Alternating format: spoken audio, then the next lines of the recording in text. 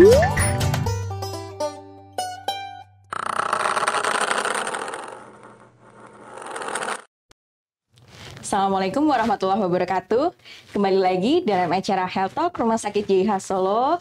Kali ini kita Health Talk-nya diadakan pada hari Kamis bertepatan di pukul 14 sampai 15 waktu Indonesia bagian Barat. Oke, untuk saat ini kita akan mengangkat tema nih mengenai Alzheimer dan pikun. Nah, apakah Alzheimer dengan pikun ini sama? Nah, yuk kenali penyebab dan gejalanya. Kali ini bersama dengan expert speaker kita, dokter spesialis saraf Rumah Sakit JIH Solo, yaitu dengan Dr. Hanin Diaryani, spesialis saraf konsultan. Selamat siang, dokter. Sudah siap, dok, untuk menyambut kita kali ini? Iya. Siap ya, dok ya. Kita ngobrol santai ya, dok ya. Nanti mungkin seputar Alzheimer maupun pikun ya, dok ya. Nanti bersama dengan sahabat JIH Solo, gitu, dok. Nah, nanti akan ada giveaway juga yang akan diumumkan di akhir acara. Nah, bagi sahabat JIH yang menonton via Instagram maupun YouTube Live, bisa memberikan pertanyaan terbaiknya karena nanti bagi yang beruntung akan mendapatkan giveaway yang akan diumumkan di akhir acara. Oke, nah mungkin kita langsung aja nih ngobrol-ngobrol seputar Alzheimer maupun pikun. Nah, mungkin bagi sahabat JIH Solo yang masih belum tergambar nih, apa sih sebenarnya penyakit Alzheimer itu gitu, atau mungkin sudah sering mendengar atau bahkan mungkin yang sedang mengalami nih di fase merawat orang tua di rumah atau mungkin merawat kakek nenek yang sedang mengalami penyakit ini. Nah, mungkin bagi yang mau bertanya atau mungkin mau tahu lebih lanjut, bisa nanti mencantumkan pertanyaan dari sahabat JIH. Nah, oke, mungkin kita langsung aja nih tanpa berlama-lama lagi, kita ngobrol nih bersama Dokter Hanin ya. Kita sapa dulu ya. Selamat siang, dokter. Oke, nah dok, mungkin kita mau ngobrol ya, dok ya, seputar Alzheimer maupun pikun. Nah, mungkin boleh sebelum kita masuk lebih dalam nih, dok, mengenai gejalanya maupun penyebab-penyebabnya. Nah, mungkin boleh dijelaskan, dok, kepada sahabat JIH, apa sih sebenarnya dimaksud dengan penyakit Alzheimer itu, dan apa sih yang dimaksud dengan pikun, apakah sama gitu. Nah, mungkin boleh dijelaskan, dokter. Mungkin sering dengar ya, kayaknya saya udah mulai lupa-lupa nih, ini apa udah mulai gejala Alzheimer ataukah pikun biasa? Apakah sama nih pikun atau Alzheimer? Apakah ini penyakit yang sama atau beda atau seperti apa gitu kan ya? Yang sering kita bingung. Nah, sekarang pikun ini sebenarnya sama kayak demensia. Ya, pikun ini sama seperti demensia, istilahnya dia bukan merupakan suatu penyakit, tapi dia merupakan sindrom. Sindrom kan berarti kumpulan gejala ya, kumpulan gejala yang menunjukkan adanya suatu penurunan fungsi kognitif dari seseorang. Biasanya ini dialami oleh lansia 60 tahun ke atas, seperti itu. Nah, kalau Alzheimer sendiri di sini merupakan suatu penyakit kalau sudah yang Alzheimer. Jadi Alzheimer ini merupakan salah satu cabang istilahnya ya dari demensia ini sendiri. Jadi demensia ini bisa bermacam-macam. Ada yang demensia Alzheimer yang paling parah ya istilahnya ya. Kemudian ada demensia vaskuler, kemudian ada lagi demensia Lewy body, atau ada lagi demensia mix. Kalau mix ini campuran, ada vaskulernya juga ada, Alzheimer-nya juga ada, dan juga ada lagi itu demensia Parkinson. Nah, ini gejalanya itu bermacam-macam.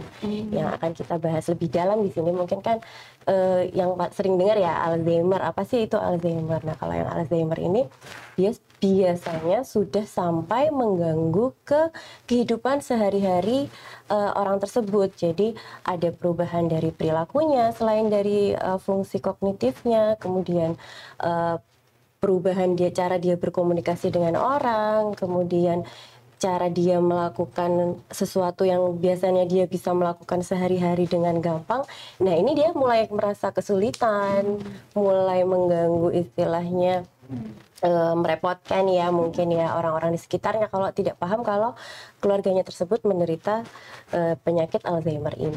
Mungkin awalannya seperti itu dulu. Baik, oke. Jadi kalau demensia ini gejala ya, dok ya, gejala kumpulan gejala untuk mendeteksi nih ke arah Alzheimer atau penyakitnya ini ya. Jadi kalau Alzheimer ini kita kenal sebagai penyakitnya ya, dok ya. Baik. Nah, kalau dari penyebabnya sendiri, dokter. Nah, biasanya mungkin kita lebih spesifik ya, dok ya, membahas mengenai Alzheimer khususnya. Nah, kalau untuk penyebab Alzheimer sendiri biasanya karena apa saja sih, dok? Kalau penyebab utama dari Alzheimer sendiri ya, penyebab pastinya itu ada penumpukan dari plak amyloid namanya. Jadi seharusnya pada geriatri yang normal, plak amyloid ini akan didegradasi secara rutin. Tetapi pada beberapa kasus si amyloid ini akan menumpuk terus, dia tidak bisa terdegradasi dan akan mengganggu fungsi kognitif di situ. Selain plak amyloid itu juga ada protein tau. Protein tau ini juga nanti akan mengganggu transfer informasi yang seharusnya tadi ya kan kita misalkan nyetir atau naik sepeda itu udah ada memori yang terekam terus-menerus di otak. Nah, dengan adanya gangguan tadi ada plaknya, ada protein-protein yang mengganggu tadi, hal-hal tersebut tidak bisa tercerna lagi yang seharusnya tersimpan ketika dibutuhkan dan seseorang akan menggunakan ingatan tersebut itu hilang gitu. Jadi kadang seperti ngeblank gitu kan ya, dia bingung harus seperti apa, harus ngapain. Tiba-tiba dia tahu nih cara masak biasanya kan ambil ini, tiba-tiba blank, harus ngapain ya. Nah, itu karena ada gangguan dari protein-protein dan plak-plak amyloid yang ada di otak itu tadi. Baik, berarti istilahnya proses penyimpanan memori ini ya dok ya yang terganggu ya dok ya. Penyimpanan memori, kemudian jadinya kan mengganggu yang lain-lain, emosi juga terganggu, sampai berbicara juga terganggu kalau udah yang paling parah ya. Terkoneksi ya dok ya. Karena semuanya kan berkaitan ya. Betul baik dok. Nah kalau mungkin kita membahas mengenai penyebab Alzheimer yang tersering ya dok. Ya mungkin kalau kita membahas penyebab demensia nih dok yang paling sering penyebab dari gejala demensia ini apa saja sih dok biasanya? Penyebab dari demensia secara umum tadi ya, demensia secara umum tadi kan katanya ada apa namanya, bisa demensia vaskuler tadi ya. Nah, dari definisinya demensia vaskuler berarti penyebabnya antara lain gangguannya di vaskulernya nih. Nah, apa aja sih yang bisa menyebabkan gangguan di vaskuler? Biasanya hipertensi, ada riwayat dari DM tipe 2. Jadi pasien-pasien dengan hipertensi, DM tipe 2, kemudian mungkin ada gejala penyakit jantung, itu memang lebih beresiko untuk mengalami adanya demensia. Walaupun nggak semuanya ya, karena ada banyak faktor yang bisa mempengaruhi seseorang kemudian akan berlanjut menjadi demensia. Karena kan itu semua proses degeneratif ya. Sebenarnya tidak bisa kita cegah juga, tapi kita hanya bisa memperlambat progresnya, memperbaiki kualitas hidup pasien tersebut. Nah, berarti kuncinya di situ ya dok ya, karena degeneratif. Jadi bagaimana caranya selama memperlama nih dok fungsi otak kita supaya bisa bekerja dengan baik ya dok ya. Nah, mungkin tipsnya nih dok, mungkin bagi yang penasaran ya, mungkin bagi kita yang di usia muda mungkin masih belum terpikirkan ke arah sana, tapi mungkin ada baiknya ya dok ya untuk bisa kita upayakan dari sekarang ya dok. Nah, apa saja sih dok mungkin yang bisa kita lakukan untuk istilahnya memperpanjang nih usia memori kita supaya bisa berfungsi secara lama ini dok. Jadi gini, tipsnya ini sebenarnya tidak bisa didadak atau mendadak ya pada saat usianya istilahnya apa ya, menunggu saat nanti aja deh. Kalau saya udah umur 50 tahun nanti aja, nggak bisa. Jadi memang kita harus lakukan dari sedini mungkin. Healthy lifestyle, olahraga, makan makanan yang bergizi, itu kan semuanya kita lakukan agar seperti hipertensi, diabetes mellitus, ataupun penyakit jantung itu bisa kita cegah. Sekarang kan banyak sekali ya makan makanan junk food atau minuman-minuman yang dengan pemanis buatan, minuman kaleng yang seperti itu ya, yang mungkin anak-anak atau usia produktif juga kadang nggak terlalu mikir gitu, langsung aja beli minum gitu ya. Nah, hal itu sebenarnya efek jangka panjangnya takutnya nanti akan memicu penyakit-penyakit yang akan berisiko untuk berkembang nantinya akan jadi demensia atau kepikunan itu tadi. Dan jika mungkin tidak ditertangani dengan baik akan berkembang lagi menjadi demensia Alzheimer tadi. Jadi memang harus dari sedini mungkin healthy lifestyle itu diterapkan. Kemudian kalau memang udah terlanjur nih, udah usia 50 tahun ke atas, apalagi nih yang harus dilakukan? Produktif, tetap produktif. Kadang biasanya mungkin 50 tahun ke atas, 50, 60 ya. Kadang itu dari keluarga, jangan ini, jangan itu, nanti takut apa jatuh atau apa. Selagi orang tua kita misalkan masih sehat, masih bisa, ini nggak apa-apa, dilakuin aja. Kadang gejala-gejala ini muncul saat misalkan mulai memasuki masa pensiun. Biasanya itu sibuk A, B, C, D, kesana, kesini, kesana, sini. Begitu pensiun langsung kayak aktivitasnya kan berkurang drastis ya. Nah, itu paling tidak harus ada rutinitas yang dilakukan setiap hari. Nah, kadang kan terjebak misalkan nonton TV dari pagi sampai sore. Nah, itu sangat tidak disarankan karena otak kita perlu untuk distimulus terus-menerus. Kemudian bersosialisasi. Kalau istilahnya di Jawa apa itu nonggo ya, ketemu tetangga terus atau misalkan di ini ya pengajian atau apapun lah itu, misal arisan atau apa, itu nggak apa-apa, sama sekali nggak apa-apa. Semakin banyak bertemu, ada tukar informasi pikiran, itu akan lebih baik lagi untuk meningkatkan kepercayaan diri seorang lansia ya. Di sini kita bicaranya kan udah terlanjur nih, usia 50 tahun, 60 tahun ke atas ya, yang harus dilakukan itu. Dan juga tentunya ini ya, mendekatkan diri kepada Allah pasti. Nah, misalkan dengan memperbanyak ibadah, dengan banyak mendekatkan diri kepada Tuhan gitu ya, itu akan menambah pengendalian emosi yang lebih baik. Seperti itu garis besarnya. Berarti juga salah satunya merawat hobi juga bisa ya dok ya, merawat hobi bagi ibu-ibu atau bapak-bapak yang sudah masuk usia pensiun ya dok. Iya, boleh banget itu. Hobinya apa itu dilanjutkan. Jadi lebih banyak aktivitas istilahnya. Jangan kalah sama yang usia produktif. Iya betul dok. Mungkin bukan berarti sudah masuk usia pensiun beneran gitu ya. Malah disarankan untuk tetap produktif ya dok ya. Jadi selain merawat usia tua supaya tetap bisa berkarya ya dok ya, dengan caranya tapi ya masing-masing ya dok. Oke, nah mungkin ini dok, kan tadi kita sudah membahas mengenai pencegahan ya, kemudian nah yang sudah terlanjur tadi ini dok, mungkin kita kupas lebih dalam ya dok ya. Nah selain itu dok, kira-kira pengobatan yang bisa diberikan nih dok untuk pasien-pasien yang sudah memulai menunjukkan gejala demensi ini, atau bahkan mungkin yang sudah masuk ke fase Alzheimer-nya ini ya dok ya. Nah kira-kira pengobatan apa saja sih dok yang bisa dilakukan? Apakah harus melulu dengan obat ataukah bisa juga dengan non obat gitu? Nah bagaimana dok?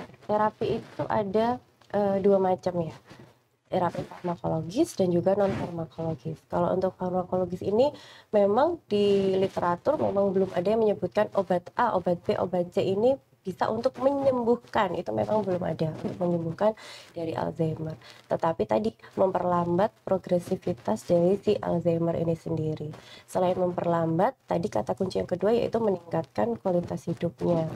Nah, untuk obat-obatan farmakoterapi itu ada banyak sekali, ada macam-macam ya, nanti disesuaikan dengan gejala yang muncul. Kadang itu ada yang halusinasinya muncul, nah nanti kita lakukan treatment obat-obatan untuk menekan dari halusinasinya. Atau kadang itu yang muncul tremor, ya misalkan nanti ada kan ada ya kadang-kadang demensia ada tangan-tangannya gerak-gerak sendiri, itu kan juga tidak nyaman bagi kualitas hidupnya dia mau makan sendiri, mau berusaha makan sendiri, tangannya gerak-gerak terus. Nah itu nanti kita treatment di situ. Atau marah-marah, mudah tersinggung ya, kan itu menyusahkan juga buat caregiver-nya. Betul. Maaf. Nah itu kita treatment juga bagaimana mengatasi depresinya, bagaimana mengatasi emosinya yang tidak terkontrol. Nah itu kita treatment sesuai dengan gejala klinis yang muncul. Kemudian kalau dari yang non farmakologis sebenarnya ada beberapa penelitian ya, seperti yang ada alat yang kita punya di sini, TMS. Itu juga bisa untuk mengurangi gejala dari demensia walaupun tidak secara langsung ya.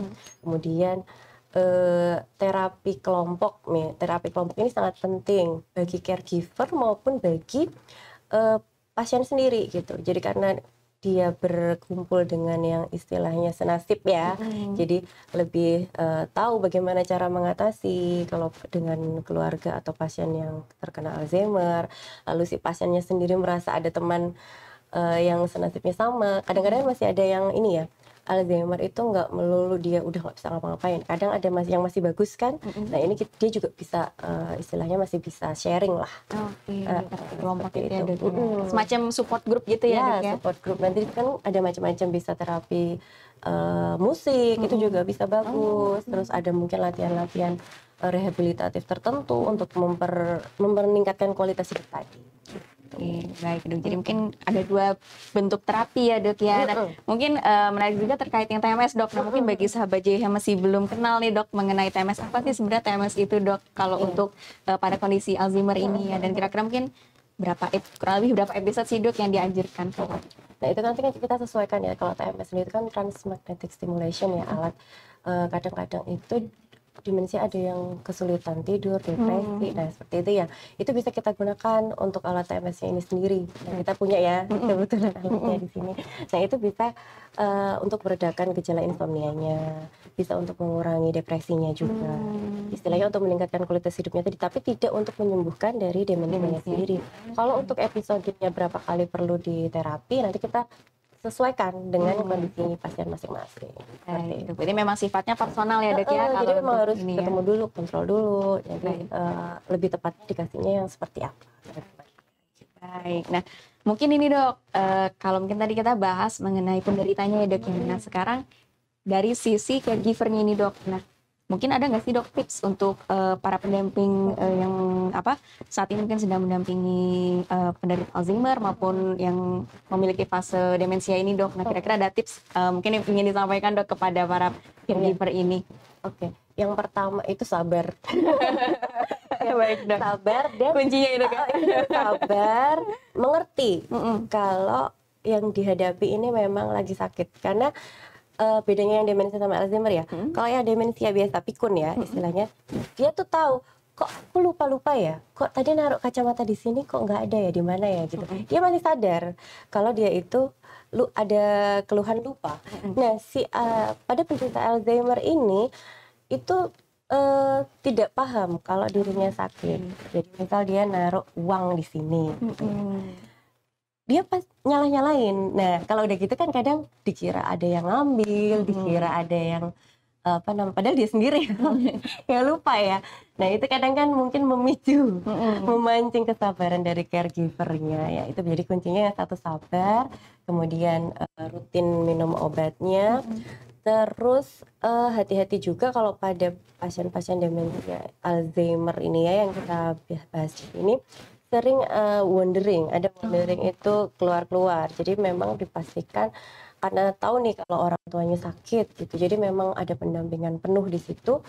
Jadi misalkan lingkungannya dibuat yang lebih safe, lebih aman. Jadi orang tua tidak bisa keluar sendiri tanpa pendampingan, takutnya kan hilang ya, karena dia begitu keluar dia lupa ini tuh di mana, karena dia ada gangguan orientasi di tempat visuospasial, dia harus kemana dia bingung kan, padahal bisa ke warung depan balik ke rumah bisa, ini mau ke warung depan habis itu kemana-mana, karena dia bingung lagi kan cari jalan pulangnya seperti itu.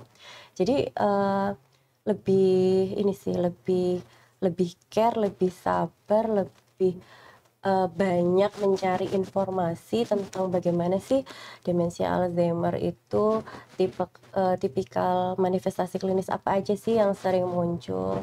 Kemudian banyak diskusi juga tadi, makanya sangat disarankan untuk caregiver ikuti perkumpulan Alzheimer seperti itu ya, jadinya akan lebih bermanfaat bagi pasiennya maupun bagi caregiver itu sendiri. Baik dok, menarik sekali nih dok ya pembahasannya ya.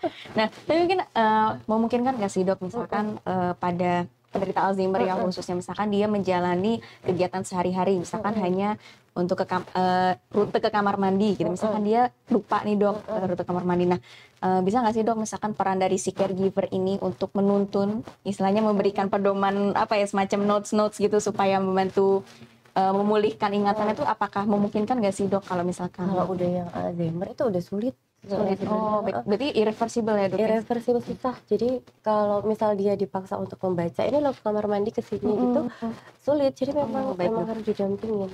Berarti memang boleh dibilang hampir 24 jam ya dok ya caregiver ini mendampingi. Makanya dari itu kuncinya sabar ya dok ya. Pahalanya juga berlipat ganda ya dok. Lagi merawat orang tua sendiri ya. Oke, baik dok. Nah, mungkin ini kita sudah masuk ke beberapa pertanyaan dokter. Mungkin kita boleh kupas sedikit ya dok ya mengenai pertanyaan dari sahabat JH. Oke, yang pertama dari @raffi_sams. Dok, jika sudah didiagnosis ada plak amiloid, adakah do and don'ts selama penyembuhannya, dan berapa lama dan berapa persentase Alzheimer dapat mempengaruhi sistem sarafnya ini? Jadi kalau memang sudah ada plaque amyloid misalkan seperti itu ya memang sudah didiagnosa pasti untuk dia demensia Alzheimer gitu. Do on don'ts di sini mungkin maksudnya untuk treatmentnya ya. Treatmentnya pastinya kalau do udah wajib minum obatnya untuk memperlambat progresivitasnya. Kemudian kalau yang untuk don'ts-nya sendiri tadi ya selain obat juga makanan yang bergizi, kemudian komorbiditas yang lain ada atau tidak, itu faktor harus dicari seperti hipertensi ada apa enggak, diabetes mellitus ada atau enggak yang akan nanti mengganggu outcome dari pengobatan yang kita berikan, istilahnya seperti itu. Kemudian yang don'ts-nya itu tentunya selama penyembuhan ini ciptakan jangan ciptakan lingkungan yang apa ya istilahnya mengkhawatirkan bagi si pasien karena kan dia bingung ya dia di mana ini lagi ngapain ini siapa gitu kan dia kayak bingung ya jadi ini lebih menciptakan lingkup di ruangan lingkungan yang lebih nyaman di keluarga di rumah seperti itu sih. Kalau berapa persentasenya itu mungkin bisa sampai 80%. Oke. Kalau udah yang paling parah ya. Udah paling parah bisa sampai 80%. Dia mengganggu dari emosi, kognitif, kemudian tadi visual spasialnya itu udah terganggu semua. Oke, berarti ya cukup ini berdampak sekali ya dok ya terhadap fungsi hidupnya. Iya, karena dia kan ya? progresif turun terus. Nah ini yang kita perlambat biar tidak terlalu dalam untuk penyembuhan. Oke, baik. Nah, maka dari itu kita harus patuh juga ya dok ya nih terhadap pengobatan dari dokternya ya. Semisal memang ada penderita Alzheimer di sekitar kita, gitu. Yang penting dampingi terus supaya pengobatannya bisa berjalan dengan lancar dan juga istilahnya memperlambat tadi, memperlambat progresivitasnya itu kuncinya sama supaya kualitas hidupnya bisa tetap terjaga ya dok ya. Baik. Oke, semoga bisa menjawab pertanyaannya untuk Mas Raffi. Kemudian selanjutnya dokter, semenjak melahirkan aku jadi mudah lupa menyimpan sesuatu dok, apakah itu normal? Oke, mungkin ini agak sedikit berbeda dok ya, tapi boleh dijawab. Kan ini masuk juga ya Mas pikun mungkin ya dok ya. Oke. Iya, biasanya mungkin kalau misalkan habis melahirkan berarti kan udah ada baby di situ, mungkin dia harus mengurus bayinya, juga harus mengurus suaminya, juga harus mengurus yang lain-lainnya juga. Nah itu kadang mudah terdistraksi. Jadi kan untuk lupa ini sendiri macam-macam penyebabnya. Memang ada lupa yang seperti demensia, ada dia langsung. Kalau pada demensia ini kan gangguannya di recent memory. Jadi kebanyakan pasien dengan demensia kan tanya-tanya terus, misalkan ini jam berapa tau, misalnya kita nanti tanya lagi ini jam berapa loh tadi udah dijawab kok tanya lagi kayak gitu kan. Nah kalau lupa menyimpan sesuatu, lupa menaruh sesuatu, atau lupa tadi habis ngapain, mau ngapain ya sebelumnya. Nah kadang terdistraksinya ini karena ada gangguan atensinya. Atensinya ini terjadi karena ada penumpukan kegiatan yang tadi planning A, B, C, D, E. Nah itu sebenarnya nggak apa-apa sih, mungkin lebih kalau memang kok terjadi terus menerus itu mungkin bisa dicatat misalnya tadi taruh ini di sini, yang biasanya kunci di situ ya di situ terus, mungkin bisa diakali seperti itu. Karena tadi kan habis melahirkan, punya anak, ada baby yang harus diurus, nanti ada suami, mungkin masih ada anaknya lagi. Kan ini banyak banget ya. Mungkin itu masih nggak apa-apa, insya Allah. Oke, insya Allah masih dalam batas normal ya dok ya. Ya, kecuali nanti ada gejala-gejala lain yang muncul, nanti bisa dikonsultasikan. Baik. Nah, nah mungkin menyambung juga nih dok, mungkin tidak hanya bagi yang usia tua ya dok ya. Nah, untuk usia yang dewasa nih dok, gimana sih dok caranya men-screening semacam refleksnya dok? Misalnya, nih udah ada kognitif impairment atau udah mulai ada gangguan di kognitifnya nih dok. Nah itu apa saja sih dok tanda-tandanya? Jadi yang pertama itu kan ada yang bisa kita kenali sendiri atau mungkin kita nanti bisa ke dokter untuk melakukan pemeriksaannya. Nah, nama pemeriksaannya itu MMSE, Mental State Examination gitu. Nah, untuk yang bisa kita kenali sendiri, apakah saya kena Alzheimer atau apakah keluarga saya ada yang menderita atau ada gejala-gejala yang ke arah demensia Alzheimer. Yang pertama itu biasanya tadi ya gangguan kognitif, biasanya recent memory, memori-memori yang baru aja kita terima, dia tanya lagi. Yang kedua itu ada gangguan eh, kurang fokus tadi. Nah, tadi kan ada kurang fokus ya, satu ya lupa menyimpan sesuatu itu tadi. Kurang fokus di sini juga hampir sama seperti itu. Misalkan eh, mau ke dapur mau bikin teh, sampai di dapur aku mau ngapain ya gitu. Lupa blank. Mau ambil garam yang mana ya? Biasanya misal garam gula itu udah tau lah tempatnya yang ini. Bingung harus ngapain. Itu kurang fokus. Kemudian yang ketiga kalau misalkan ada gangguan dalam melaksanakan tugas yang biasanya di sehari-hari bisa. Misal tadinya nyetir bisa, tiba-tiba masuk mobil, harus ngapain ya? Harus masukin kunci mobilnya di mana ya? Nah, itu bisa. Bisa terjadi pada penderita dengan gangguan demensia. Kemudian setelah itu gangguan visuospasial. Visuospasial itu dia lupa wajah, lihat ini siapa, dia bingung, suaminya yang biasanya ketemu sehari-hari dia lupa ya. Terus kan visual sama ini ruangan. Misal biasanya dia tahu nih cuma jalan dari sini ke sana keluar, ya kan? Nah itu bingung dia cuma mau ke kamar mandi ke arahnya mana ya? Atau mau keluar dari mau keluar rumah lewatnya mana? Atau cara masukin lubang kunci ke lubang kunci gimana? Nah itu dia akan lupa di situ. Ada kemudian yang selanjutnya ada disorientasi tempat, lupa tempat, waktu ya. Kemudian bisa juga terjadi ini apa namanya, kalau misalkan sosialisasinya jadi nggak mau, mengurung diri di kamar ya. Kemudian juga bisa terjadi emosinya meluap-luap, mudah marah, mudah tersinggung, karena dia nggak sadar kalau dirinya sakit kan. Jadi pada penderita demensia yang masih awal-awal biasanya banyak emosinya terganggu. Kadang nangis sendiri, nanti marah-marah sendiri, ada perubahan dari perilaku. Macam tidak bisa mengontrol tidak bisa emosi. mengontrol emosi. Beberapa gejala yang bisa kita kenali seperti itu. Nah, kalau memang sudah ada gejala itu, bisa dikonsultasikan ke dokter syaraf ya nanti untuk dilakukan pemeriksaan lebih lanjut. Kadang-kadang kan nggak semua gejalanya muncul. Misal ada satu dari beberapa gejala tadi atau 3 macam gejala yang muncul, nanti kita akan lakukan pemeriksaan, salah satunya MMSE tadi, atau ada juga mukaina pemeriksaannya. Nanti kita bisa screening apakah dia sudah masuk demensia ataukah dia masuknya yang masih mild cognitive impairment, yang MCI atau mild cognitive impairment ini juga sering ini pada usia 60 ke atas ya.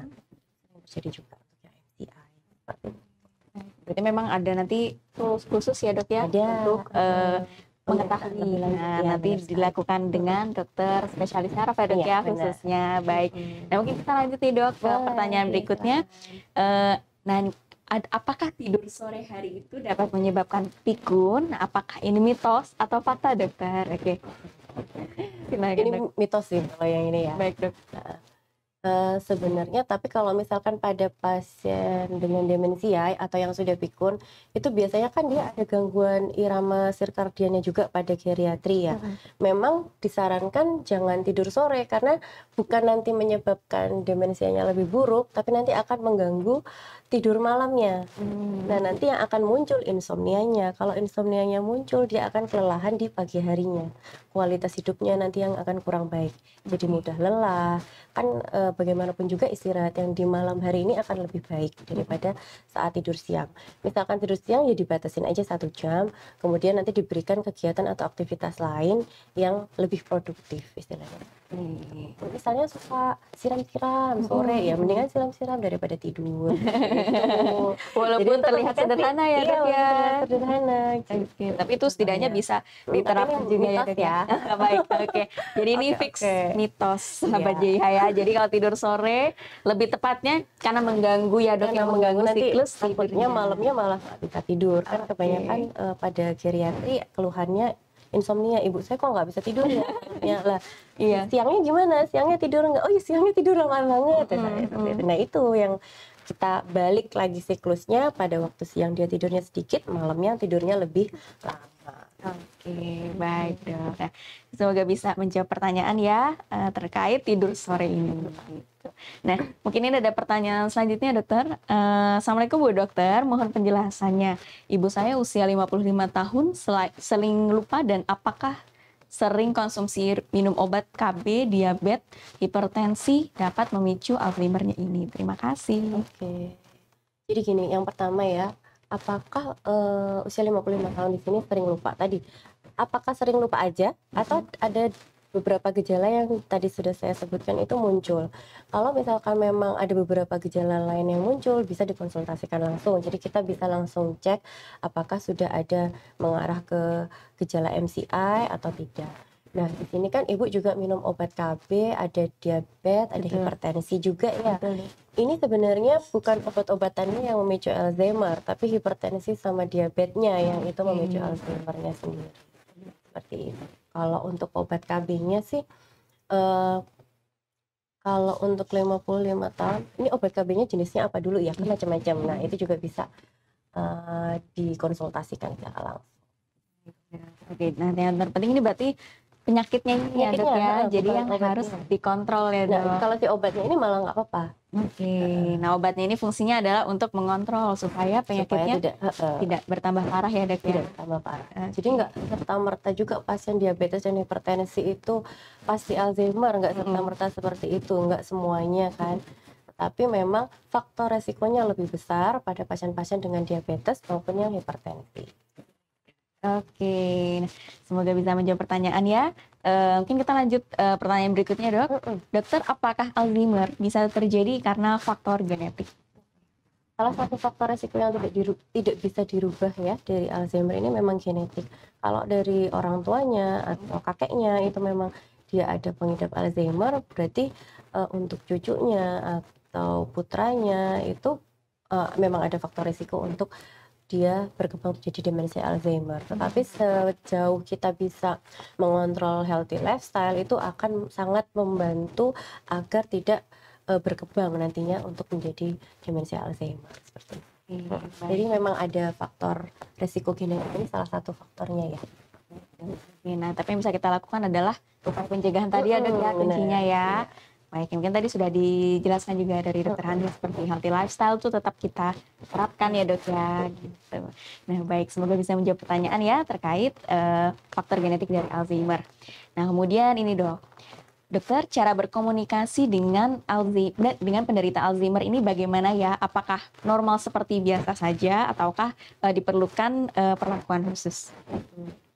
Cara berkomunikasi tadi, sabar. Sabar ya dok ya. Sabar, ini karena memang sulit sekali kan. Semakin kita bantah, semakin dia ini emosinya semakin tinggi. Jadi kita iakan dulu aja, kita iakan dulu. Saat penderita sudah mulai tenang, sudah bisa menerima masukan dari kita, nah nanti kita bisa baru memberi masukan. Ini gini loh Bu, ini tadi nggak seperti itu bisa. Jadi memang kita tidak bisa berkomunikasi seperti biasa ya, memang harus lebih dibutuhkan kesabaran yang tinggi untuk berhadapan dengan penderita dengan Alzheimer. Bisa kita alihkan mungkin, misalkan dia terfokus di satu, tadi saya naruh sesuatu di sini, bisa alihkan dulu yang lainnya, atau iya nanti kita cari ya Bu, misalnya seperti itu. Kita alihkan ke aktivitas yang lain. Nanti setelah dia lupa, karena dia pasti nanti akan lupa apa yang dia bahas tadi kan. Betul. Jadi nggak bisa komunikasi gini loh, pokoknya gini. Semakin kita kenceng nanti tambah kenceng kan ya. Jadi malah debat ya. Malah tambah debat lagi. Betul. Oke, berarti memang kuncinya adalah berkomunikasi dengan sabar dan menjadi pendengar yang baik ya dok ya. Dengerin dulu aja. Iya gitu dulu. Oke, karena memang tadi ya karena gangguannya di recent memorinya tadi. Recent memorinya tadi. Jadi memang untuk yang informasi-informasi yang baru didapat gitu ya, yang perlu untuk caregiver tahu. Informasi yang baru dapat itu akan lupa untuk para penderita Alzheimer ini. Recent memorinya sangat terganggu. Jadi memang begitu beliau tanya lagi kan kita jelaskan lagi, tanya lagi kita jelaskan lagi. Nah itu yang kadang kan mungkin menambah kesabarannya ditingkatkan dari penderita dengan Alzheimer. Tapi memang kalau capek itu pasti wajar ya dok ya. Pasti ya dok. Mungkin dokter sering mendengar curhatan juga dok. Lucu-lucu udah ya dok ya. Lucu-lucu udah. Baik. Oke, kita lanjut ya dok ya. Ini ternyata ada pertanyaan berikutnya lagi dok.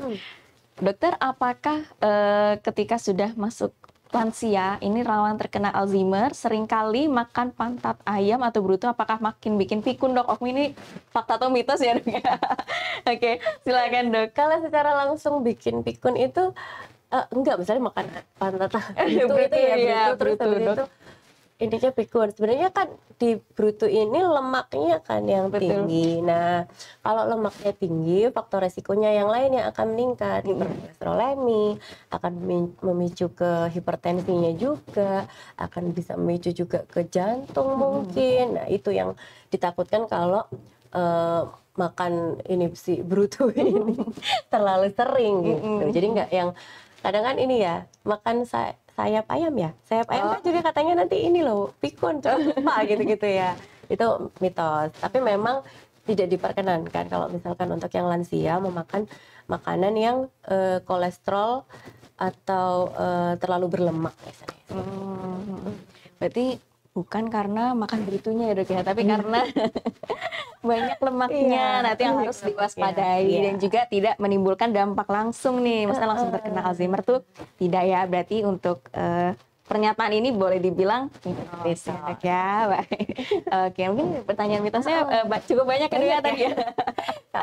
Oke, tapi berarti memang di masyarakat itu berkembang ya, Dok ya, memang pemikirannya ya gitu terkait kan. ini. Jadi memang kita memang ada baiknya juga meningkatkan awareness juga ya, Dok ya, ke benar. masyarakat terkait Alzheimer ini ya, mengenai fakta atau mitos yang beredar di masyarakat. Oke, mungkin ada lagi, Dok, ini pertanyaan. Saya seorang ibu rumah tangga full di rumah. Apakah itu dapat menjadi salah satu penyebab demensia atau penyakit Alzheimer karena kurangnya sosialisasi dan juga kurang produktif? Oke, silakan, Dokter. Ibu rumah tangga sangat produktif. Nah, ini loh. Ini tadi udah tanya kok. Oke. Di estetik ini tadi udah tanya. Iya, oh iya, di atas Sama nih, ya, iya. tadi udah. Untuk ibu rumah tangga itu sangat produktif sekali loh. Iya kan? Iya. Karena pekerjaannya dari A sampai Z harus memplanning nanti pagi sarapan apa, siang makan siang apa, malam makan malamnya apa. Itu kan udah sangat apa namanya ya, membutuhkan fungsi otak untuk mengatur nanti anak saya mau pakai baju apa, ini dimandiin. Nah, mungkin yang membuat ini sosialisasinya mungkin bisa ditambah. Mungkin bertemu teman, atau mungkin disempatkan ada olahraga rutin bareng anak-anak, misalkan berenang bareng anak-anak. Nah, itu kan akan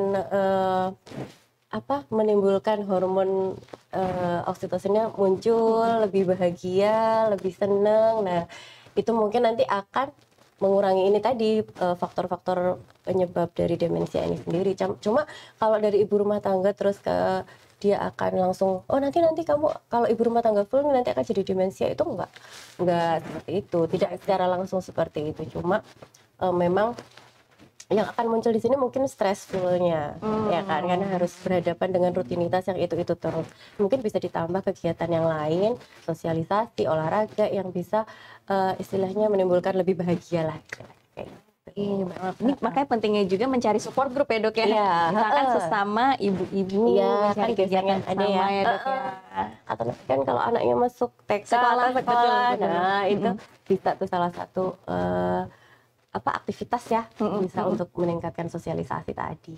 Oke, nah berarti ini jangan berkecil hati ya, Bu, gitu. Berarti nggak menjadi apa-apa. ibu rumah tangga itu bukan berarti tidak produktif. Justru menurut Dokter Han ini sangat produktif. Nah, yang terpenting mungkin bisa ditingkatkan dari sosialisasinya ini, gitu. Nah, Atau mencari kegiatan yang lain lah yang disenangi. baik, Dok. Oke, nah ini semoga bisa menjawab pertanyaan ya, Bu ya. Mungkin ada pertanyaan lagi nih, Dok. Dokter, jika pasien Alzheimer akut, apakah harus dirawat intensif di rumah sakit atau bolehkah dirawat jalan di rumah? Terima kasih, Dok. Kalau akut sampai halusinasi, sampai mengganggu teriak-teriak gelisah, sebaiknya masuk ke rumah sakit dulu, ditenangin dulu, masuk obat rutinnya dulu. Kalau sudah tenang, tidak gelisah lagi, baru boleh rawat jalan. Jadi kita amati dulu nih pasiennya, memang dia gelisah, mengganggu, teriak-teriak, membahayakan dirinya maupun caregiver ya. Jadi harus ditenangkan dulu. Kadang ditenangkannya kan nggak bisa pakai obat minum, kadang butuh obat suntikan dan butuh pengawasan dulu di rumah sakit. Nah, sebaiknya masuk ke rumah sakit dulu, kondisinya sudah oke, baru nanti bisa dilakukan rawat jalan. Jadi di assess dari keluarga juga ya dok ya, apakah sedang fase akut atau tidaknya. Gitu. Nah, mungkin yang bisa menilai dari caregiver ya, atau keluarga terdekat itu ya dok ya. Oke, baik. Nah, berarti ini menilai dari kondisi pasiennya juga. Nah, semoga bisa menjawab pertanyaan untuk Ibu Arsya ya. Untuk selanjutnya, apakah betul yang sering mengidap penyakit Alzheimer kebanyakan wanita ya? Kenapa ya dok? Dampak apa yang paling berat yang dirasakan jika pasien mengalami Alzheimer ini? Benar, kalau untuk ini populasinya yang paling sering mengidap Alzheimer memang kebanyakan di wanita. Di wanita, dan juga ini maksudnya dampak bagi pasien sama keluarganya mungkin ya dok ya? Dampak menderita utamanya, Alzheimer ya. Kalau untuk caregivernya ya, dampak yang paling berat itu bagi pasien dan caregiver. Yang pertama bagi pasien. Kalau pada pengidap Alzheimer ini, dia kan untuk merawat dirinya sangat kurang.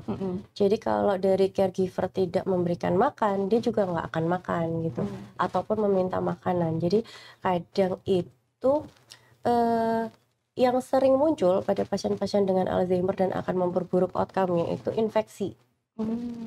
Kadang mungkin buang air besar sembarangan di sembarang tempat, atau kencingnya juga di sembarang tempat misalkan ya. Nah itu memang itu kan udah bisa menimbulkan infeksi di si pasiennya ya. Karena dia nggak bisa minta tolong dong dibersihin, atau tolong saya mau ke belakang. Dia nggak bisa ngomong seperti itu. Jadi dari caregiver yang memang harus melakukan pendekatan, ibu gimana rasanya, gimana, pengen apa, misalkan biasanya 1 hari udah BAB kok, ini belum BAB, kenapa, udah makannya udah bener belum, nah seperti itu. Nah ini kan yang dampak yang paling besar ya juga ya buat caregivernya ya, harus istilahnya 24 jam menemani, mendampingi dengan apapun keluhannya, apapun yang dirasakan oleh si pasien, bisa itu marah-marahnya, bisa tiba-tiba nangis-nangisnya kan. Itu juga pasti akan menguras energi juga bagi caregivernya. Jadi memang kalau untuk dirawat sendirian mungkin memang berat, jadi memang butuh support system di situ. Memang nggak bisa jadi single fighter juga ya dok ya, juga butuh gantian ya dok ya dalam pendampingannya ya dok. Mungkin bisa ada perawat atau dengan keluarga yang lain, atau dengan adalah yang istilahnya ganti-gantian lah, jadi akan lebih menyenangkan untuk semuanya gitu. Kadang kan kalau caregivernya udah emosi, kasihan juga si pasiennya gitu kan. Betul. Gitu. Jadi ikut terbawa ya dok ya, suasana hatinya ya dok. Karena mengikuti lingkungan sekitar ya dok ya. Oke, baik dok. Nah mungkin ini ada pertanyaan juga dok. Apakah Alzheimer ini bisa sembuh total dok, dan bagaimana gejala awalnya? Mungkin kalau gejala awal tadi sudah disinggung banyak ya dok ya, mungkin boleh dijelaskan yang terkait ini dok, bisa sembuh totalnya ini apakah memungkinkan dok seorang penderita? Tadi ini kita udah dibahas tadi, kalau untuk kerusakan sel otak pada Alzheimer ini irreversible. Si plak-plaknya ini nggak bisa degradasi, dia udah templok di situ, itu lagi udah nggak bisa lepas ya.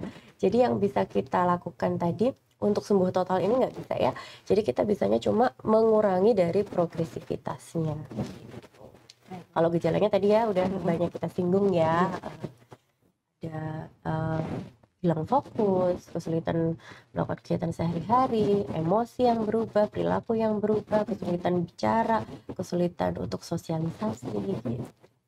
Banyak faktor juga ya dok ya. Faktor dari lingkungan sekitar. Oke, baik. Nah jadi memang kalau untuk sembuh total nih tidak bisa, gitu ya dok ya. Jadi makanya memang keluarga yang mendampingi penderita Alzheimer ini membutuhkan kesabaran seluas samudra ya dok ya, ketika mendampingi perawatan dari istilahnya kayak bayi Alzheimer lagi nih, betul, yang nggak bisa ngapa-ngapain. Iya, siklusnya kembali lagi ya dok ya. Kan. Oke dok, nah ada pertanyaan lagi dok, mungkin ini sekitar 2-3 pertanyaan terakhir. Oh masih banyak dok. Baik dok. Oke. Nah ini ada pertanyaan dok, kebanyakan minum kopi saat muda, apakah bikin Alzheimer? Karena kandungan kafein yang selalu membuat stres ini hilang. Nah mungkin ini mitos atau fakta lagi nih dok. Ini kali ini minum kopi. Nah apakah ini bikin Alzheimer juga dok nanti pada saat di usia tua? Nah ini lagi ya. faktornya banyak, kita nggak bisa menjudge minum kopi nanti kamu Alzheimer, makan dulu nanti kamu Alzheimer. Nah, faktornya banyak. Si kopi sendiri ini kalau diminum sekali dalam sehari, it's okay, nggak apa-apa. Nah, tapi kalau kita minum terlalu banyak terus-terusan, apalagi yang kopi botol-botol itu apa kemasan ya, itu kan kandungan gulanya juga cukup tinggi. Atau kopi-kopi yang dijual di luar-luar itu kan banyak sekali ya, dengan ragam varian yang macam-macam, rasa macam-macam dengan kandungan gula yang tinggi. Nah, kandungan gula yang tinggi di sini dan juga frekuensi minum kopinya ini yang nanti takutnya akan menyebabkan komorbiditas lain yang nanti akan memicu dari Alzheimer.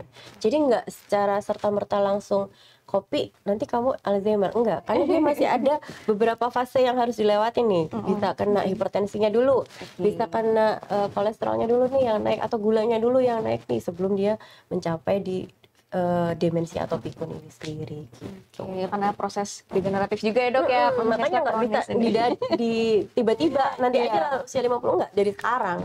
Dari sekarang udah memang harus dilakukan healthy lifestyle tadi. Oke, baik dok. Nah ini ya memang healthy lifestyle ini menjadi fondasi ya dok ya. Di mana-mana. Stroke juga, jantung juga gitu. Oke, memang tapi memang mengupayakannya ini butuh effort ya dok ya, dan juga willingness apa ya kemauan dari masing-masing individu. Tapi sebenarnya itu juga salah satu upaya untuk merawat usia tua ya dok ya, supaya kita bisa kualitas hidupnya walaupun tua tapi tetap sehat. Iya, gitu. tapi itu memang goals banget ya dok ya. Tua masih bisa berkarya itu, wah itu luar biasa sekali, itu sebuah anugerah. Baik dok, nah mungkin kita lanjut ke pertanyaan berikutnya dok.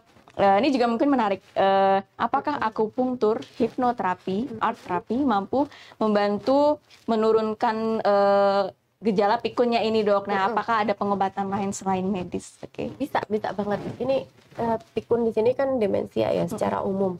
Jadi bukan yang demensia Alzheimer sendiri pun dia akan membantu. Dia akan sangat membantu. Tapi tidak menyembuhkan secara total tadi. Tapi memang akan sangat membantu mengontrol emosinya, membuat lebih happy, membuat dia ada kan, kalau misal art kan harus menggambar sesuatu. Nah, ini akan membantu dia memvisualkan, membantu dia menggambarkan apa yang dirasakan. Ini akan sangat membantu sekali bagi pasien-pasien dengan gejala-gejala demensia. Oke, baik. Nggak apa-apa, boleh ya dok ya. Ini di usia dewasa yang belum masuk usia geriatri juga bisa dok? Bisa, boleh. Nggak apa-apa ya dok ya? Apalagi yang udah di geriatri itu nggak apa-apa sekali, mau hipnoterapi atau mau art, seni, terapi musik ya, itu nggak apa-apa, dance. Sekarang banyak juga kan yang geriatri itu ada line dance, kan gerakannya lebih mudah, tapi lebih fun bareng teman-teman yang seusianya. Nah, itu kan akan lebih membuat senang istilahnya. Ini komunitas geriatri. Ya. Baik, gitu. Wah, tidak terasa nih kita masuk ke pertanyaan terakhir dok.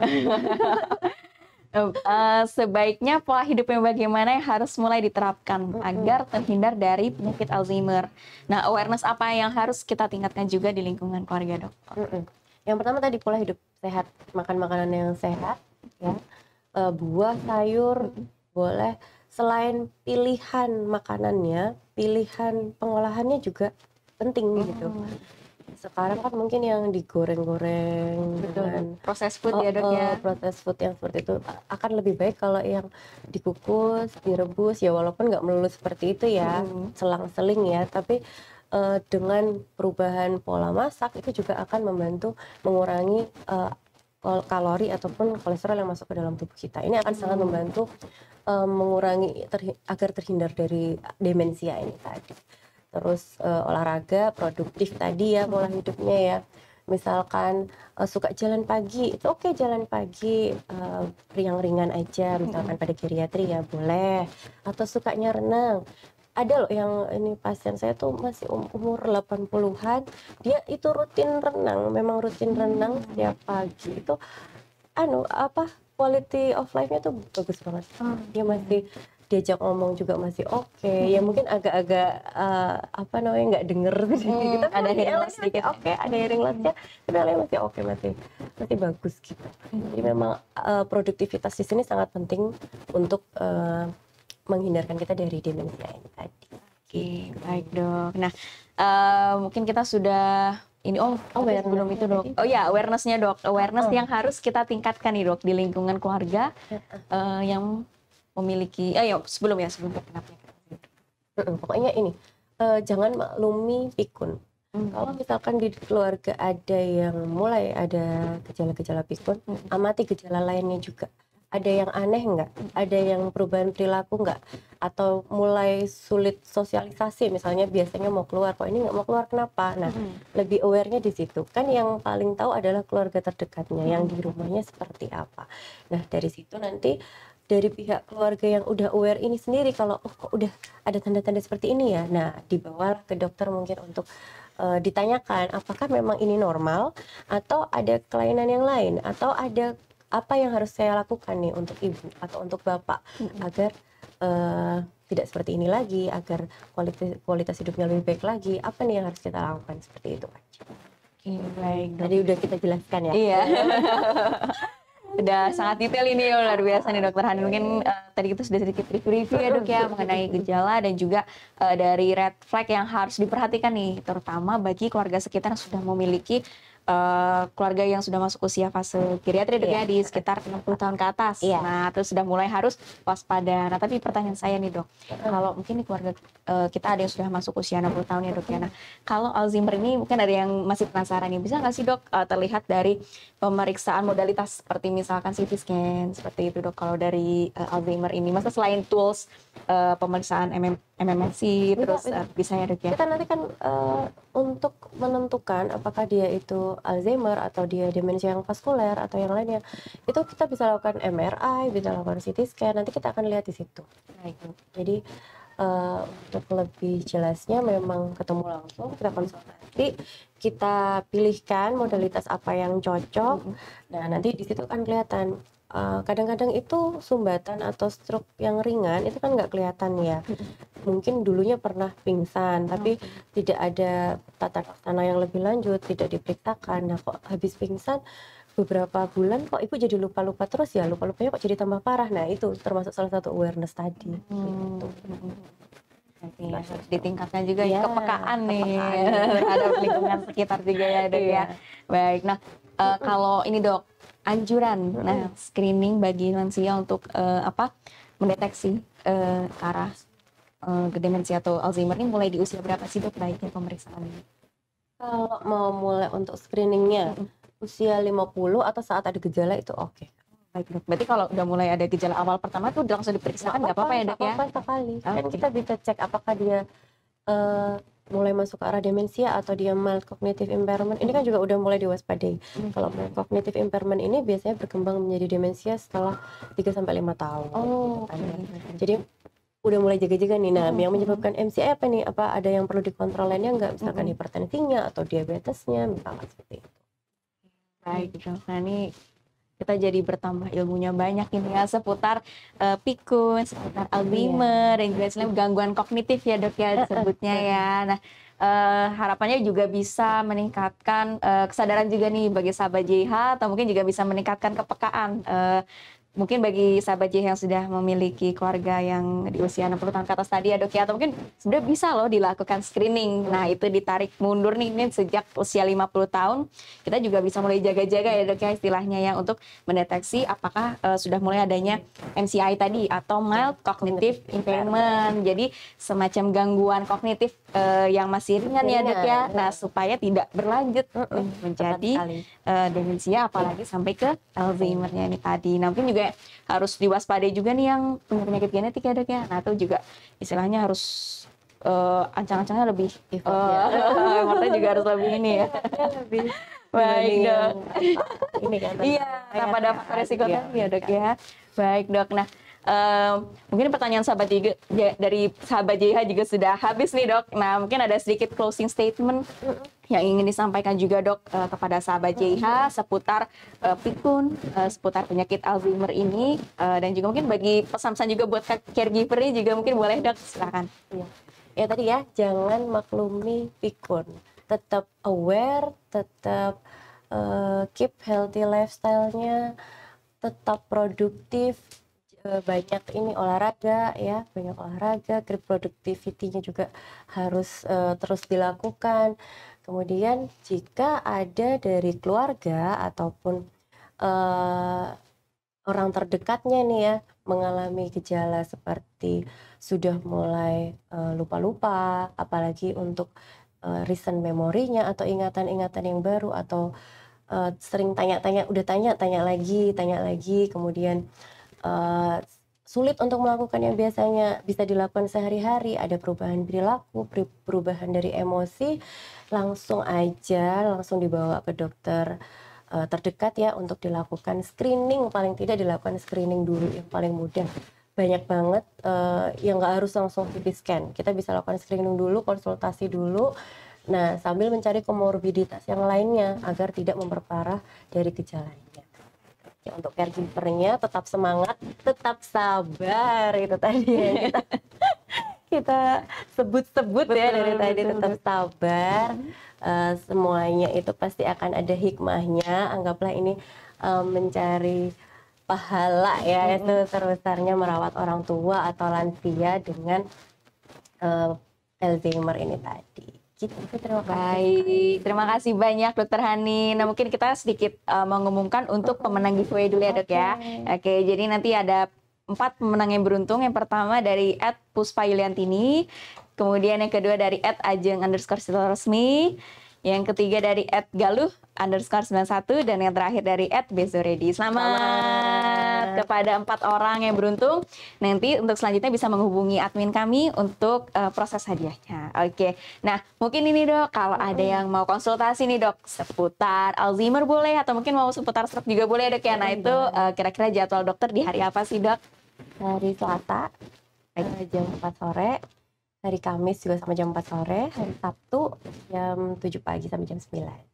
Baik, oke. Nanti kalau misalkan mungkin dari sahabat JH mau berkonsultasi nih lebih lanjut seputar apapun ya mengenai penyakit saraf ya dok ya, bisa. Atau mungkin ada yang mau udah menunjukkan gejala-gejala Alzheimer gitu, mungkin mau konsultasi lebih lanjut juga bisa gitu. Oke. Nah, mungkin sekian untuk sesi Hatwa kali ini.